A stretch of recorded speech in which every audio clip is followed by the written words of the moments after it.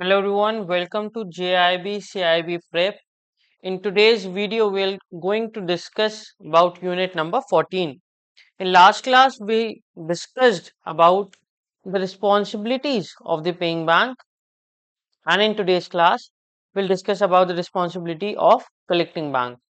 And in this particular unit, we will understand about section 131 of the Negotiable Instrument Act.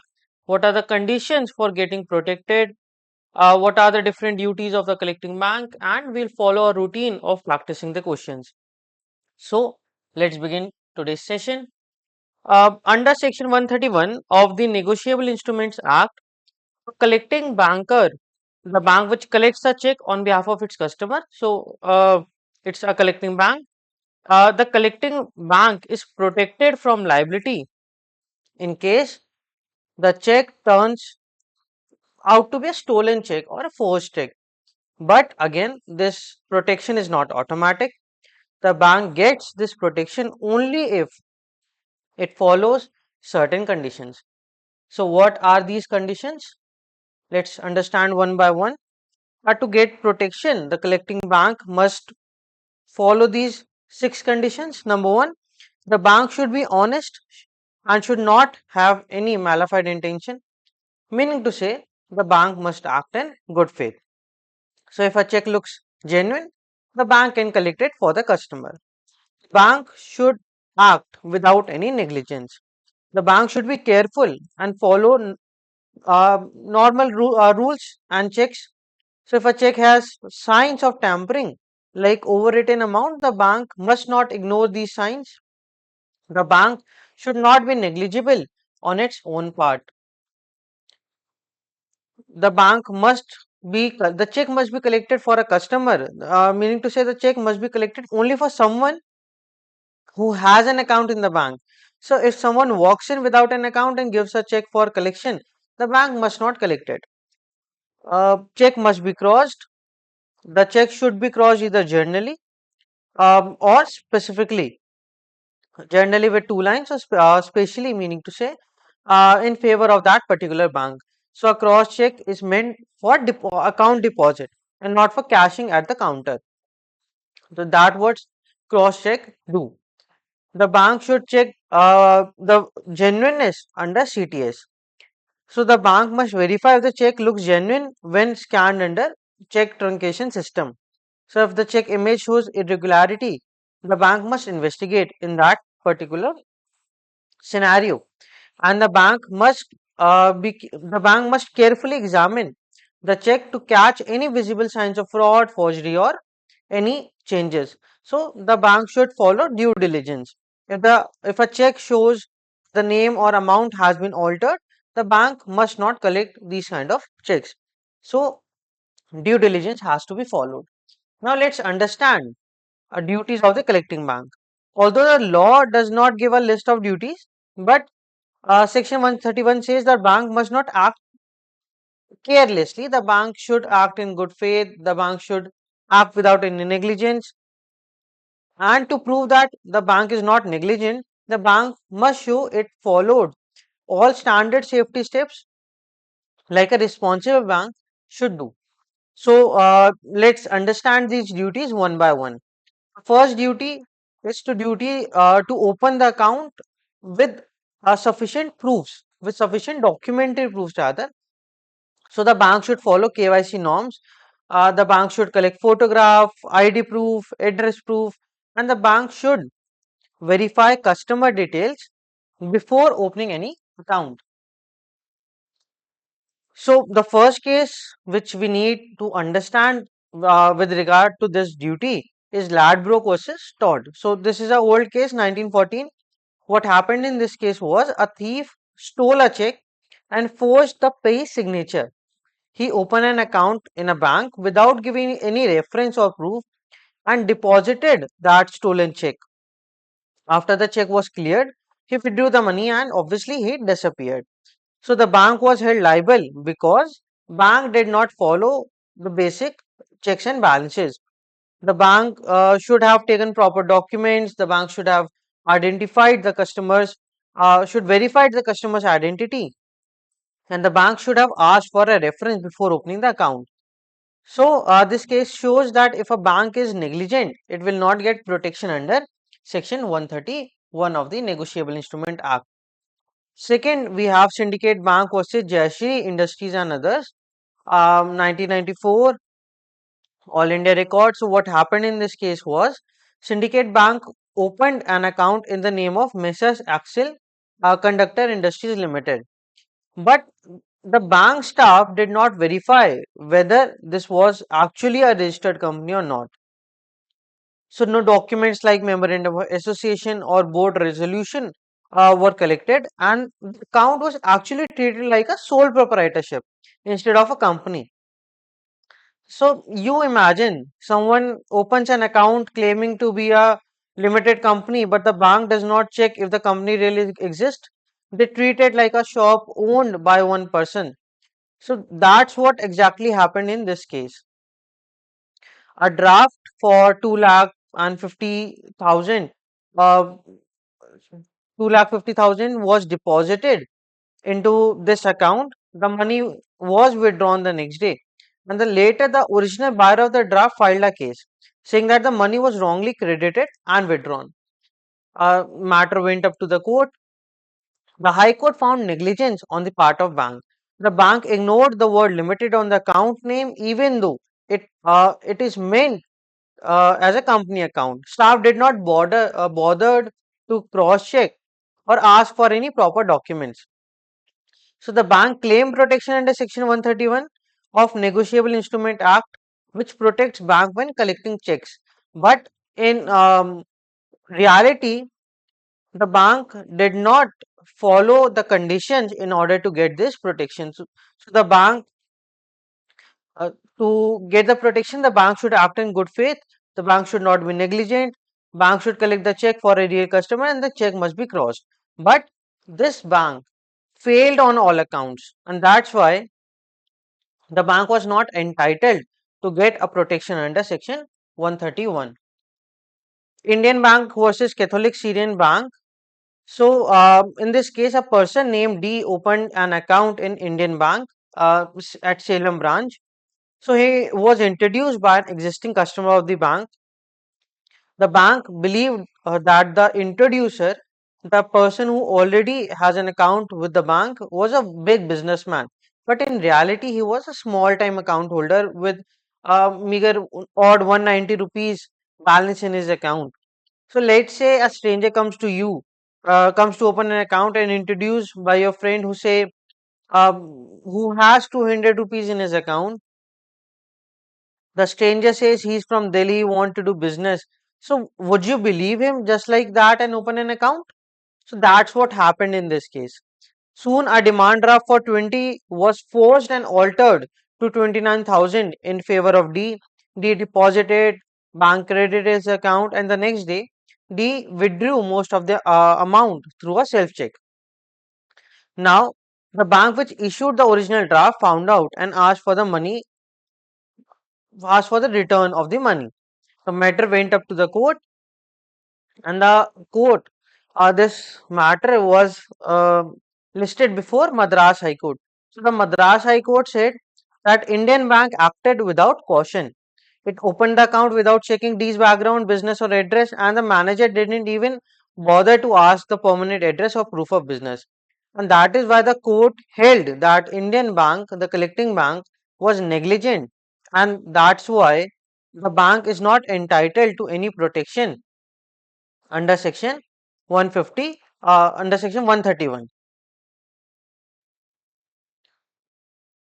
Second duty is to duty to confirm reference where referee is unknown, where introducer is unknown.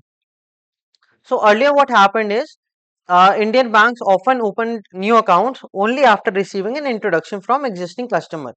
But when this was not possible, especially in newly opened branches, banks started accepting references from known people in that locality or from other banks. So even when a reference is provided, the bank must verify the referee and ensure that the customer being introduced is genuine. Any failure to verify can lead to legal consequences, of course. And let's understand important case, Harding versus London Joint Stock Bank. So in this case, a person opened a new account in the bank. He did not deposit cash, which was a usual practice. Instead, he deposited a check issued by someone else. And to prove he was authorized to use that check, he showed a letter from his employer, but this letter was forged. The check was actually stolen, and the bank failed to verify with the employer whether this person had permission to use the check. The court held that the bank was negligent because it did not take the basic step of verifying with the employer. The court said that if there is any doubt, the bank must make inquiries, and not doing so amounts to negligence. Duty to follow KYC norms under PMLA and KYC directions of RBI. So KYC, know your customer, is a process where banks verify the identity of the customer, to prevent fraud, money laundering, and misuse of the banking system. And how does bank do so? By collecting the documents and verifying it. So our documents like official valid documents, Aadhaar card, passport, voter ID. Bank also collect PAN cards. Bank collects proof of current address. And for small accounts, the rules are relaxed. We have already discussed about these documents in our previous units. So we'll not going to discuss here in detail. But the bank has to verify customer's identity via various checks and balances.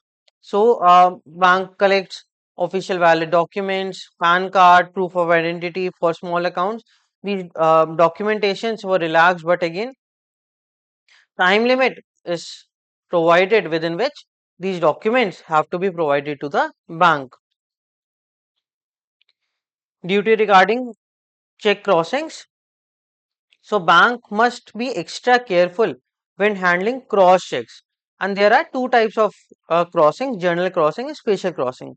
General crossing is basically check has two parallel lines and it must be deposited in a bank account. With respect to special crossing, check mentions a specific bank name and it must be deposited in the account at that bank only. Also, if a check is marked account payee or non-negotiable, bank must not credit it to any other account.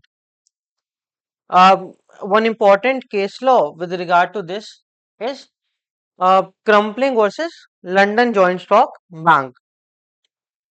So a check with non-negotiable crossing was deposited, and the question was whether the bank was negligent for collecting it. The court held that just because a check is marked not non-negotiable does not mean that the bank is automatically negligent. But the bank still has a duty to act carefully and check whether it's handling the check as per instructions or not. Duty to verify instruments for any apparent defect in the instrument. So, if a check or instrument clearly looks suspicious or does not belong to the person presenting it, the banker has a duty to ask questions. Ignoring red flags can make the bank liable for negligence. Let's discuss some important case laws. Underwood Limited versus Bank of Liverpool Martin Limited. So here the managing director of the company took company checks and deposited them into his personal account. The bank did not question why company money was going into a private account, and that's why the bank was held negligent because it failed to ask simple and obvious question: why is the company money going into your personal account? Bank ignored these things. Bank was clearly negligent. Hence, no protection will be provided to the bank. Case number 2, Chevry and Company versus Lloyds Bank. In this particular case, two dishonest clerks working for a stockbroker stole bearer checks that were meant for the company. They deposited these checks into one of the clerk's personal account and his wife's account. The bank never collected details like employer's name or husband's occupation, and that is why the bank was held liable because it failed to carry out basic due diligence and ignored suspicious circumstances. Case number 3, ANZ Bank versus Ateliers. So an agent of a company deposited the company's check into his own personal account. The bank was careless and did not ask any explicit permission. However, the court found out the company had in fact implicitly allowed the agent to do so. So even though the bank was negligent, it escaped liability because the principal had given implied authority. So the bank was saved because of implied authority here. Case number 4, Morrison versus London County and Westminster Bank. So in this particular case, the manager of a company had authority to sign checks on behalf of the firm, but he used this authority to write checks payable to himself and deposited them into his personal account. The bank allowed this without making inquiries, and that's why, even though the manager was authorized to sign, the bank should have asked question when the checks were made payable to himself, and that is why the bank was held negligent. Duty to take into account the state of customer's account. So when a bank collects checks on behalf of customer, it must pay attention to the customer's background, job profile, lifestyle. So this is to ensure that nothing suspicious is going on.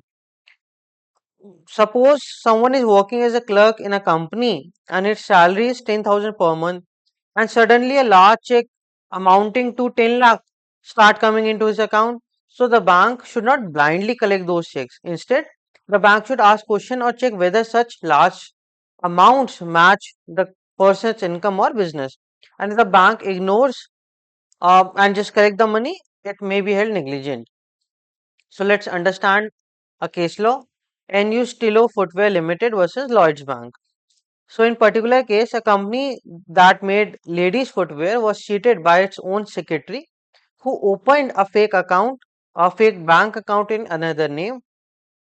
Now he deposited 9 checks worth somewhere around 4,800 pounds, which actually belonged to the company. So the bank did not check whether this new account holder had a real business to justify these large amounts. The court said that the bank was careless, the bank was negligent because it did not make proper inquiries. The money being deposited did not match the customer's profile, so the bank should have suspected something out of it. Negligence of collecting bank in collecting checks payable to third parties. So, just a minute. So, banks must also be careful when collecting checks that are written in someone else's name, the third party checks. So if person brings in a check that is not in his own name, the bank should verify if he has the right to collect it. Let's say a check is written in the name of the officer in charge, military office, and if normal individual comes to the bank and say deposit this in my account, so the bank should not simply accept it. The bank should ask for proof or check whether the person is actually the officer or has permission from the officer, right? So let's understand this Ross versus London County case now. So a man used checks meant for Canadian military office to pay his personal debts.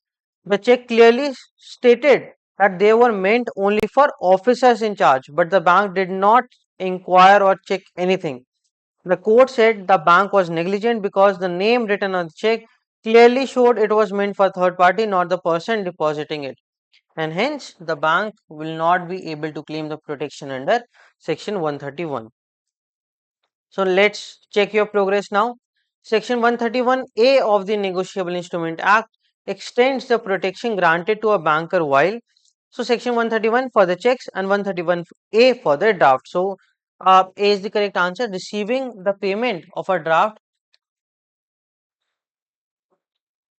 This A is the correct answer for this question. The conditions for collecting bank to claim protection has been laid down under the Negotiable Instruments Act. This is what we have been studying.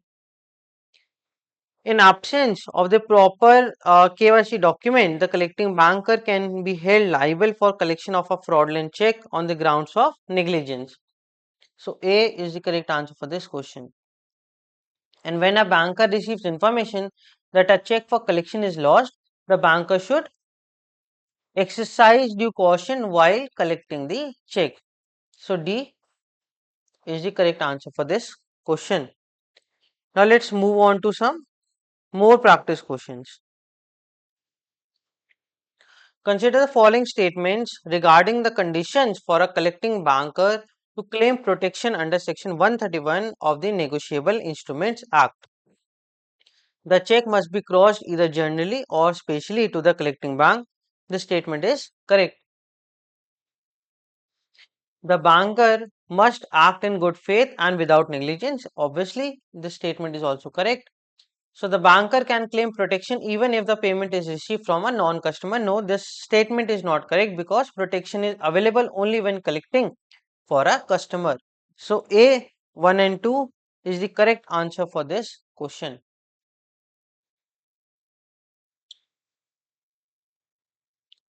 Messrs. Galaxy Trader, a partnership firm, purchased a bank draft worth 2,75,000 in the name of Messrs. Zenith Electronics Limited, intending to make a payment for raw materials. The draft was later deposited into an account titled Zenith Electronics in a local branch of Delta Bank. The account has been opened recently by an individual named Mr. Sharma, who introduced himself as sole proprietor of Zenith Electronics. The bank staff failed to verify incorporation documents, failed to notice the word limited in the draft, and accepted the introduction from a local trader without conducting further verification. A few days later, after the amount was credited, Mr. Sharma withdrew the entire sum and disappeared. Messrs. Galaxy Traders sued Delta Bank, claiming the bank had acted negligently and thus should be held liable. Based on the principle and case precedents under Section 131 of the Negotiable Instrument Act, what is the most likely decision the court will make in this case? Okay, let's read the options. Delta Bank is not liable as the check was in the name of Zenith Electronics and the account holder had a similar name. Delta Bank is protected under Section 131 because it merely acted as a collecting agent. Delta Bank is liable because so even just because you know that the bank will be liable will automatically leads to the correct answer. So if you know the bank will be liable, you will not be able to read. You will not be required to read option A, B, and D. So C is the correct answer. Delta Bank is liable because it failed to take adequate precautions during account opening and check collection. This is what we have studied a moment ago, right? So C is the correct answer for this question. XYZ Bank Limited recently opened a new branch in semi-urban area. Since the branch had limited existing customers, the bank staff relied on references from local residents and nearby businesses to open new accounts. One such account was opened in the name of Mr. Arun Sharma, who provided a reference letter from a reputed local trader claiming to know him personally. Mr. Sharma deposited a third party check drawn in favor of his employer and presented a letter allegedly authorizing him to deposit the check. Without verifying the letter with the employer, the bank credited the check to Mr. Sharma's account. Later, it found that the check was stolen and the authorization letter was forged. The employer filed a complaint against the bank for negligence. Meanwhile, another customer submitted a check that was specially crossed to DF Bank but mistakenly deposited in his XYZ bank account. Without making inquiries or refusing collection, XYZ bank account processed and credited it. The bank manager now faces scrutiny from the head office for possible lapse in both cases. Based on the case study, identify which of the following statement is correct regarding the bank's responsibilities and liabilities. The bank is not liable in Mr. Sharma case because the reference letter was obtained. The bank acted correctly by processing the specially cross check to another account. The bank was negligent in both cases for not verifying the forged letter and for collecting the specially crossed check. And D, the bank is only liable in the second case as KYC norms were followed in Mr. Sharma's case. So, for this particular question, option number C will be correct since a bank did not verify the forged letter and a bank failed for collecting specially cross check. So, in Mr. Sharma's case, even though reference was provided, bank failed to verify the letter of authority. And in second case, the bank should not have collected a specially cross check because it was meant for another bank, and by doing so without making necessary inquiries, it amounted to negligence, and that is why option C is the correct answer for this question. Mr. Sharma is the managing director of Sunlight Private Limited, a company dealing in solar electrical equipments. Over a period of 3 months, he regularly deposits several checks payable to Sunlight Private Limited into his personal savings account. These checks are issued by client of the company for business transaction. The bank officials observe the name mismatch on the checks but assume that as a director, Mr. Sharma may be authorized to handle funds. Later, it is discovered that Mr. Sharma was misappropriating company funds for personal use. The company files a complaint against ABC Bank alleging negligence in allowing such transaction. The bank argues Mr. Sharma, being a senior officer, seemed trustworthy and not specific warning was evident. Which of the following statement is most accurate regarding the liability of the bank? So the bank will obviously be liable in this case. So the we can safely eliminate A and C. Let's read B. ABC Bank is liable for negligence for failing to make necessary inquiries despite clear warning signs, or the bank is liable only if checks were not crossed and payable to bearer. So no, B will be the correct answer for this question. And this particular case study is also similar to what we have studied in Underwood limited case. So B will be the correct answer. Consider the following statements regarding a collecting banker's duty of care and standard of diligence. So collecting bank can avoid liability for negligence if the fraudulent party used a fictitious name but provided a real identity as reference. So this statement is absolutely incorrect. The standard of diligence expected from a collecting bank is not merely mechanical compliance with formalities but also questioning transactions that appear inconsistent with customer status. Yes, this is correct. In cases where checks are payable to a specific government or military officer, collection without inquiry may still be excused if the checks are endorsed in blank. So this statement is also incorrect. Blank endorsement does not remove the bank's duty to investigate. Which of the following, which of the statements best reflect the correct legal position established through case law? So only two. B is the correct answer for this question. So I hope now you understand the responsibilities of the collecting bank. Again, if you have any query, please don't hesitate to reach us at our Telegram group channel, JAIIB CAIIB Prep Official. So thank you for watching this video. We'll meet again with unit number 15. Till then, bye bye and take care.